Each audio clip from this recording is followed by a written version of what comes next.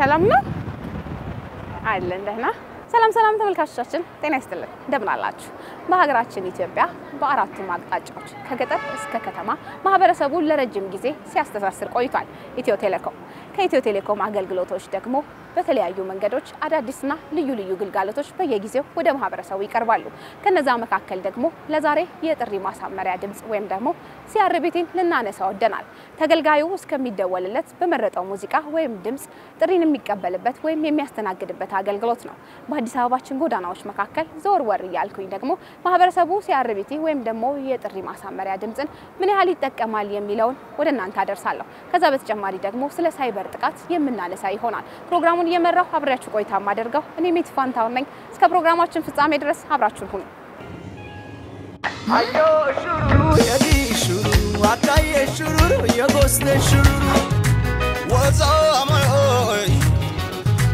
ወዛ እንተዋወቅ እሺ አቶ አሳሰብከኝ ይባላል አናንያ ተረፈ ይባላል ስሜ ረዲት መንግሼ ይባላል ኪሩቤል አይኑ ትባላለሁ ዞርወር ያልኩኝ መዲናችን አዲስ አበባ ላይ ኢትዮ ቴሌኮም ከሚያደርጋቸው ወይም ደግሞ ከሚያቀርባቸው አገልግሎቶች መካከል የጥሪ ማሳመሪያ ድምጽ ወይም ደግሞ ሲአርቢቲ በመባል ይታወቃል ምን ያህል ያውቁታል የሚለው እየጠየቅኩኝ ነበር የጥሪ ማሳመሪያ ድምጽን ያውቁታል አው ብዙ ጊዜ ሚዲያ ላይ ሲዘዋወር ሲነገር ምናምን እሰማለሁ በቴክስትም አንዳንድ ጊዜ የጥሪ ማሳመሪያዎችን ምናምን በሚል ሜሴጆች ይገባሉ ስልክ ላይና ነይ ተጠቅሜው አላቀም እንደራስ አው የጥሪ ማሳመሪያ ምናምን ሰዎች ብዙ ሲጠቀሙ ምናምን አያለው ሲደውል እንደዚህ የተለያዩ ቦታዎች ምናምን ግን ሰው የተለያየ ነው ሙዚቃም ያረጋል የራሱን ምርጫም ያረጋል ሰው የሚወደውን ነገር የራሱን ኦፒኒየን እንትን ፐርስፔክቲቭ ሼር ማድረግ ሲፈልግ እሱን መጠቀም አነቃቂ ንግግሮችንም ጨምሮ ይጠቀማል አው ከዚህ ቀደም ተጠቀም ነበር ምንድን ነበር የመጀመሪያው የጥሪ ማሳመሪያክ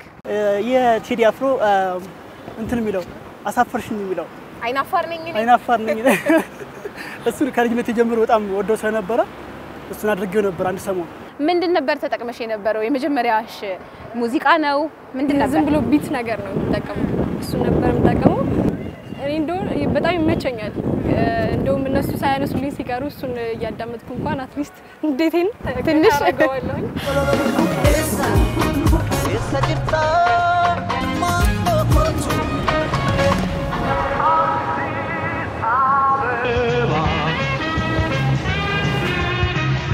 ምን አይነት ነገር ማስተላለፍ ይፈልጋሉ እርሶ ሰው ሲደውልልዎት ምናልባት ሁሉንም ማዕከል ሊያደርግ የሚችሉ እነኚህ በመሳሪያ ብቻ የተቀነባበሩ ክላሲካሎች ሊሆኑ ይችላሉ ወይም ደግሞ ይሄ ባህልን ወግን እሴትን ምሳሌ የሚሰጡ ነገሮች ቢሆኑ የተበለጠ አሪፍ ነው ብዬ ገምታለሁ እንደግል እኔ የምሰማው አይነት ነገር አለ እሱን ካረጉልኝ ሜቢ ኢንተርቴይን ሊሆን ይችላል ብዙ ሰዎች ፊሊንጋቸውን ኤክስፕረስ የሚያደርግ የጥሪ ማሳመሪያ የሚጠቀሙት የሐዘን ሊሆን ይችላል የደስታ ሊሆን ይችላል የፍቅር ሊሆን ይችላል በጣም የሚወዷት አይነት የክራሽ ካልቻቸው እሷን ለማስታወስ የሚጠቀሙ አሉ አውና ብዙ ሰዎች እንደዛ ያለው በተለይ ፍቅር ያልኩሽ ነገር ብዙ ጊዜ አለ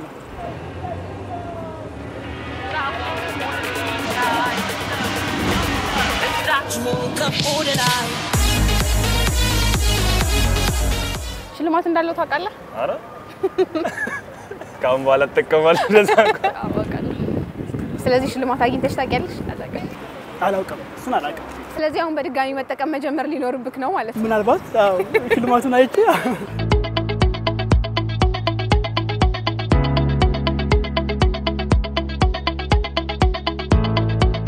ስለ ሳይበር ጥቃት እናውራ ደግሞ ሰዎች በተለያየ መንገድ ስልኬን ሃክ ተደረኩኝ ቴሌግራሜ እንደዚህ ሆኗል ሃክ ተደርጓል ከኔ አይደለም ቢላክላችሁ እንኳን ይላሉ አንተ በግልህ አጋጥሞህ ያውቃል አጋጥሞኝ ያውቃል እንዴት ነበር ያጋጠመኝ ምንድነው በሆነ ጊዜ እንዳልሽው ሊንክ ይላክልኛልና ሊንኩን ስከፍተው ሙሉ የኮንታክት ጓደኞች ጋር ይደርሳል አሁንም እነሱ ሚያን ሲከፍቱት ሙሉ የኮንታክት ስልካቸው የተመዘገቡ ጓደኞች ሁሉ ኮንታክት እነሱ ጋር ይደርሳል እና ጓደኞቻቸው እነሱ ምንድነው ይላክልኝ ብለው ጠይቋቸዋል ከዛ ጓደኞቼ ደግሞ እኔን ጠይቁኝና this much misunderstanding ከዛ ሁሉም ጋር እየደወልኩ እንግዲህ አስቢ ምን ያክል ኮንታክት በስልካችን ጋር ሊኖር እንደሚችል ሁሉም ጋር አብዛኞቹ ጋር ማለት ለመደወል ሞከርኩኝ ግን አድሬስ ማድረግ አልቻልኩምና ተቆጭቻለሁ በዚህ ምክንያት። ሳይበር ማለት እንደዚህ አሁን አሉ ካጋጠመሽ አላቅም ግን ቴሌግራም ላይ ምናምን ኢንስታግራም ላይ ሌላ ምናምን ፕላትፎርሞች ላይ ሊንክ ይልኩልሻል።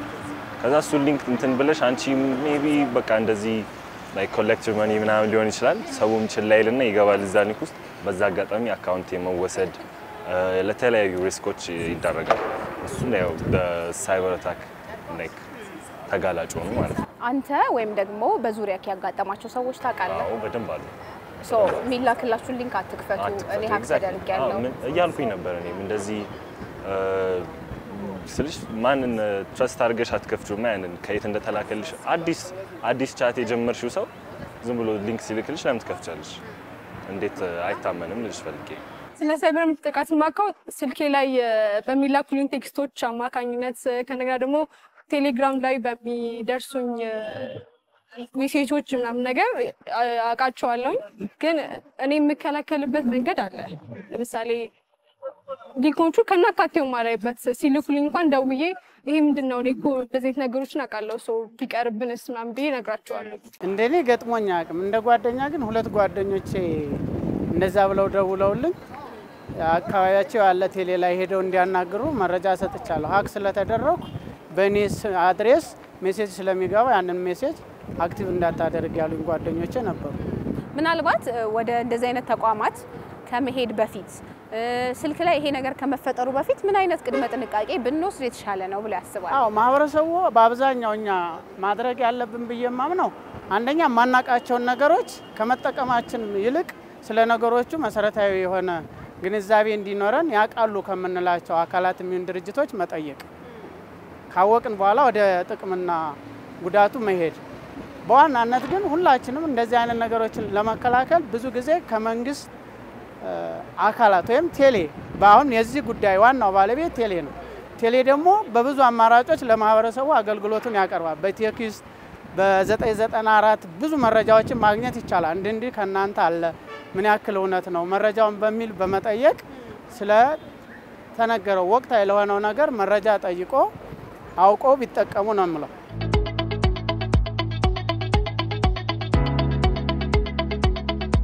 ከዛ ጎን ለጎን ሰዎች ደግሞ የራሳቸውን ፕራይቬሲ ለመጠበቅ ያህል ስማርትፎኖች ላይ ያስቀምጡት የተለያዩ ፓተርን ፓስወርድ እንደዛ አይነት ነገሮች አሉ። አንተ ምን ትጠቀማለህ? እኔ የምጠቀመው ፒን ነው። ፒን ቁጥር ነው 4 ዲጂት ወይ 6 ዲጂት እሱ ነው ደግሞ ሞር ሴኩር የሚመስለኝ። ለዛ ሰው መመክረው እሱን ቢጠቀሙ አሉ ፕላትፎርሞች ላይ እንደዚህ ቱ ስቴፕ ቬሪፊኬሽን የሚጠይቁ እነሱ ላይ ላይክ ሞር ሴኩር ለመሆን ስለሆነ እነሱን እንትኖች መጠቀም ጥሩ ነው። ሊንኩን አትክፈቱ unless it's from a trusted person እና አትክፈቱ በቃ ሌላ ሰው እንትን ካለ። አሻራና ፒን ኮድ ነው ለስልክሽ የምትጠቀሚው። የትኛው ግን ሞር በጣም ፕሮቴክቲቭ ይመስልሻል? ለኔ አይ ቲንክ አሻራ ይመስላል። ጓደኞቻችን በሚልኩልን ብቻ ሳይሆን የሚመጡልን ቴክስቶች እንኳን በማንበብ ወይም ደግሞ የሚላክሉን ነገሮች ቸላ ባንል እላለሁ እመክራለሁ። አንደኛ ጠንካራ የሆነ ፓስወርድ ለስልካችን ማዘጋጀት፣ ሁለተኛ ነገር ደግሞ ሊንክ ማናቀው ሊንክ ከደረሰን ወይ ደግሞ ስጋት ካለብን ሰው ያንን ሰው ምንድነው የላክልኝ ብሎ መጠየቅ በመጀመሪያ ሳንከፍተው ማለት ነው። ሌላው ነገር አለመክፈት። አብዛኞቻችን ለስልካችን ፓስወርድ እናስቀምጣለን። ከዛ ውጪ ግን ስልካችንን ፍሪ የምናደርግ ሰዎች ደግሞ በአጋጣሚ የሆነበት ብንጥለው ስልካችንን ወይ ደግሞ ቢሰረቅ በቀላሉ ሶሻል ሚዲያዎቻችንን ወይም ደግሞ ሌሎች ነገሮቻችንን ያ ማለት የቴሌብር አካውንታችንንም ጨምሮ ገንዘብ ማንቀሳቀሻችን ጨምሮ በቀላሉ ማግኘት ይቻላል። ያንን ለማድረግ ደግሞ ያ እንዳይሆንበት ሰው ፓተርንንም ፌስ አይዲ አሻራ ፒን ኮድ በመጠቀም ስልኩን ይቆልፋል። አንተ በምን ትጠቀማለህ? ወደ ተመናገር ነው በተለይ ካነሳሽው አይቀር ቴሌብር ስታነሺ በጣም ሴንሲቲቭ አረጋኝ ማለት ብዙ ጊዜ ሁላችንም አሁን ላይ ኢዚሊ ስለሆነ ቴሌኮም ካመጣልን ትልቅ ትሩፋቶች አንዱ ቴሌብር ነውና በሱ ነው ብዙ ጊዜ የምገበያየውና አሁን የምጠቀመው በተቻለ መንገድ ስትሮንግ የሆነ ፓስወርድ እየተጠቀምኩ ነው የሚገኘው 6 ዲጂቶች ማለት ነው። እነሱን ስትሮንግ ለማድረግ ሞክሬያለሁ። ከ130 ዓመት በላይ ከኢትዮጵያ ማለት ነው የአፍሪካ ኩራት ሊሆን የሚችል በዚህ ደረጃ የቆየ አላቅም እስካሁን ድረስና ሁላችንም የምንመካበት የምንኮራበት ድርጅታችን ነው ማለት እኔ አፕሮድ ዊዝን ኢትዮ ቴሌኮም ማለት ነውና በዚህ ጉዳይ ኮራለሁ። አሁን ደግሞ ባለው ነገር እንደምታውቂው ነው ገበያውን ኢዚሊ በሚባል ደረጃ ለኛ ለኢትዮጵያውያን ቀላል በሆነ መንገድ መገባበያየት እንድንችል አሁን ደግሞ ዘመን ገበያ ነው። ዘመን ገበያ የዚህ ዓመት አዲሱ ስጦታ ነው። ኤግዛክትሊ እሱ ነው እና በየዓመቱ በየቀኑ የምናያቸው ሁሉም ተቋማት ሊማሩባቸው የሚገቡ ድርጊቶችን እየሰራ ነው የሚገኘው። እኮራለሁ በዚህ።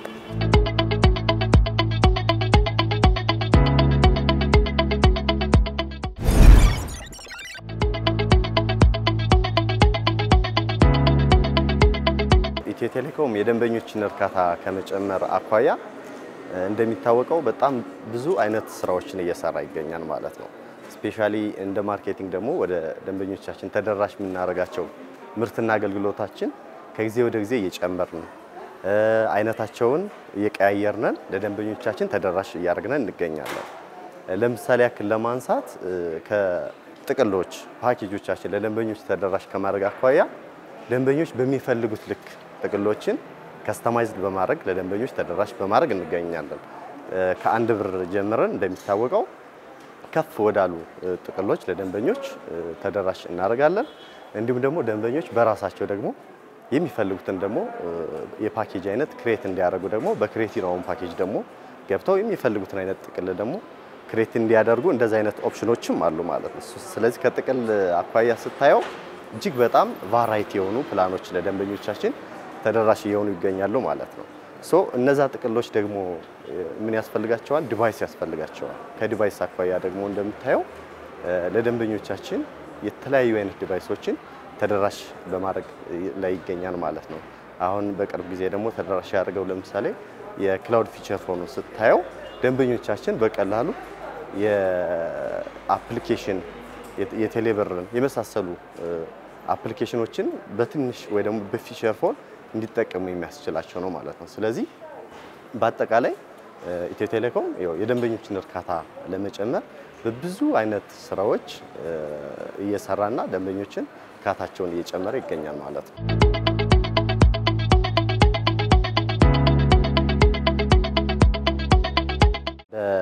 ዴይሊ፣ ዊክሊ፣ መንዝሊ እንዲሁም ደግሞ ከዛም ከፍ ባለ እስከ 3 ወር እስከ 1 አመት የሚቆዩትን ጥቅሎችን ማክሰስ የሚያደርጉበት ኦፕሽን አለ። ጥቅሎችን የሚያገኙበት ቻናሎች ደግሞ በጣም ብዙ ናቸው።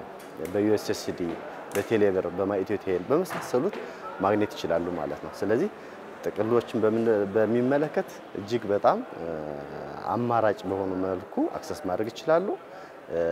ባላቸው ልክ ደግሞ አፎርደብል የሆኑ ጥቅሎችን ደግሞ የሚያገኙበት ኦፕሽንም አለ ማለት ነው።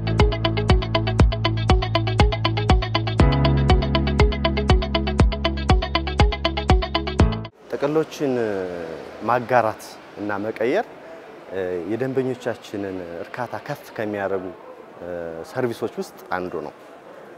ለደንበኞቻችን ተጨማሪ አገልግሎት የሚሰጥ ነው ማለት ነው። ለምሳሌ ደንበኞቻችን የገዙትን ጥቅል መቀየር ይችላሉ።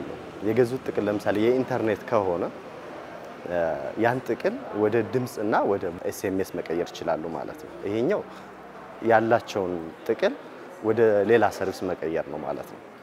ይሄ በጣም ለደንበኞቻችን ተጨማሪ ሰርቪስ ነው ማለት ነው። ሌላ ፓኬጅ መግዛት አይጠበቅባቸውም። ለምሳሌ 5 ጂቢ የገዛ ከስተመራችን የቮይስ ጥቅል ወይ ደግሞ የኤስኤምኤስ ጥቅል ቢፈልግ ዳይሬክትሊ ሄዶ መግዛት ላይ ይጠበቅበት ይችላል። ምናልባት ባላንስ ላይኖረው ስለሚችል ማለት ነው። ምን ማድረግ ይችላል? በቀላሉ ያለውን ጥቅል ወደ ቮይስ እና ወደ ኤስኤምኤስ ቀይሮ መጠቀም ይችላል ማለት ነው። ሊቀየሩ የተዘጋጀው ሪሶርስ ይመጣለታል። ከስተመሩ እዛው ላይ አይቶ ያለውን ሪሶርስ ቼክ አድርጎ ወደሚፈልገው ሰርቪስ መቀየር ይችላል ማለት ነው።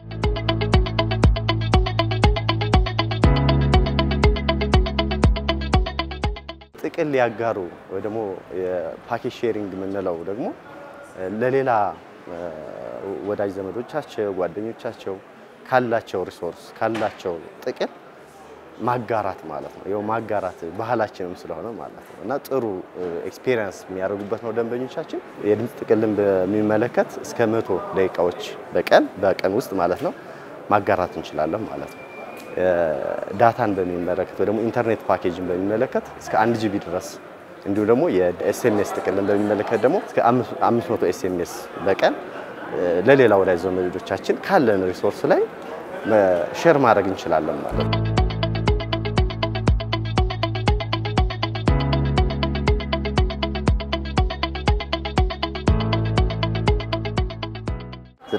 ላይ መጨረሻ አካባቢ ላይ አዲሽናል ሰርቪስ ወይ ደግሞ የኔ አገልግሎቶች ሚሉት ላይ ስንገባ የጥቅል ያጋሩና የጥቅል ይቀየሩ አገልግሎቶችን እናገኛለን ማለት ነው። ለሌላ ሰው ሼር እንድናደርገው ሬዲ የሆነው ሪሶርስ ይቀመጥልናል። ከዛ ጋር ምን ማድረግ እንችላለን ማለት ነው ለምንፈልገው ሰው ማጋራት እንችላለን። ሁለተኛው ደግሞ ማየት ሆቴል ላይ ነው። ማየት ሆቴል ላይ በቀጥታ ጥቅል ይቀየሩና ያጋሩ ሚል አማራጭ አለ። እዛ ውስጥ ገብተን ሪሶርሱን መቀየር እንችላለን ማጋራት እንችላለን ማለት ነው።